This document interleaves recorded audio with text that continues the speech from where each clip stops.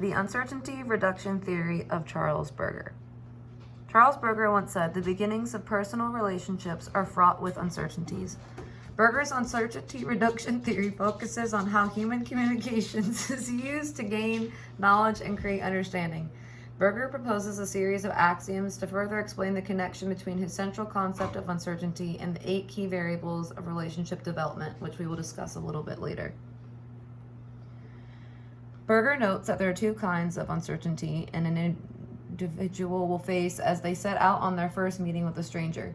Behavioral uncertainty focuses more on the individual's behaviors. Sometimes we're unsure of how to act. Do we shake hands or not? Do we hug or bow? If you are on a date or out for a business lunch, who's the one that pays? Whatever the case may be, Berger contends that good manners go well beyond common sense. Cognitive uncertainty focuses on what the other person is thinking and posing cognitive questions aimed at discovering who the other person is as a unique individual. What are their hobbies? What makes them happy, sad, or angry? What types of people are in their inner circle? Now that we know the 2 types of uncertainty, let's go over why we may feel uncertain. Anticipation of the future interaction. I will most likely see this person again. An example of this would be meeting your boss or a coworker for the very first time. Incentive value. This person has something that I want. When you go on a job interview, you might experience anxiety about making a good impression so you can then get the job. Deviance. This person is different from me. This would be an example of a kid going to school, a new school, and meeting new people and being scared. Axiom 1. When you first meet someone, you might feel anxious or uncertain. You may hesitate to talk for the first couple of minutes of your interaction, but as both parties settle in, you become more and more comfortable. Words will flow and you will discover new things about each other, and thus building confidence to continue the interaction. Axiom 2, nonverbal warmth, refers to the positive signs in a person's gestures and body language to indicate a willingness to communicate or form a relationship. This includes things like head nods, smiles, hand gestures, or leaning into a person as you're speaking with them. Axiom 3, information seeking. This occurs when individuals wish to know more about each other. Information can be obtained possibly through observation or interactively through conversation. When uncertainty levels decline, information-seeking behaviors decreases. Axiom 4, self-disclosure. Individuals willing to divulge information about themselves to reduce uncertainty in another person, thus encouraging them to communicate openly. Axiom 5, reciprocity.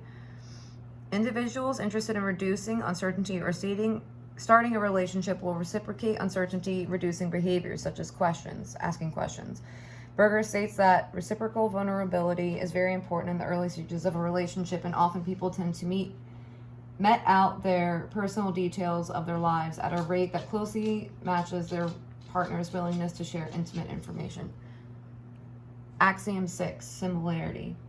Individuals who are alike or share interests will feel uncertain about each other. Because of this, they will most likely achieve communication intimacy more quickly than those who are dissimilar. Axiom 7, liking. This is the axiom that suggests that the more you find out about a person, the more you will appreciate who they are and what makes them unique. Berger also says that the probability of perfect communication is 0. However, when seeking information, there are 3 approaches we can use to find out how others might react to our messages. Active strategy is the impression formation by asking a third party about a person. We must understand that this view might be slighted and that the perception that these people are telling us about another person might be different from ours. Interactive strategy is the impression formation through face-to-face discussion with a person. This is the quickest route to reducing uncertainty in a relationship. Additionally, there is passive strategy, which is the impression formation by observing a person interacting with others. So this is kind of a fly-on-the-wall technique. Real-life examples include myself working in a sushi restaurant in downtown Annapolis. I experience uncertainty reduction theory from the moment I clock in until the end of the shift. Every interaction with a guest begins the same way: a kind greeting and a little bit of nonverbal warmth, a smile, usually. Before we get started, I always ask how their day is going, or I'll inquire if they are celebrating anything special. I exhibit information seeking when making food and cocktail recommendations. First and foremost, I will ask if they have any allergies or food aversions. Then I get to the fun part and ask their spirit of choice or inquire their type of flavor profile they might be looking for. If a guest engages in reciprocal nonverbal warmth, I will chat with them beyond what they may want to eat or drink. Sometimes I find that I share interests with my guests, and every once in a while I will meet them at another bar or restaurant after I clock out. Additionally, I exhibit Axiom 6 when I serve a guest with children. I often disclose that I too have a child. I find it leaves parents more at ease that I understand their struggles of eating out with young children. At work, I am forced to use the interactive strategy with guests in order to properly execute my job's responsibilities as a server and a bartender.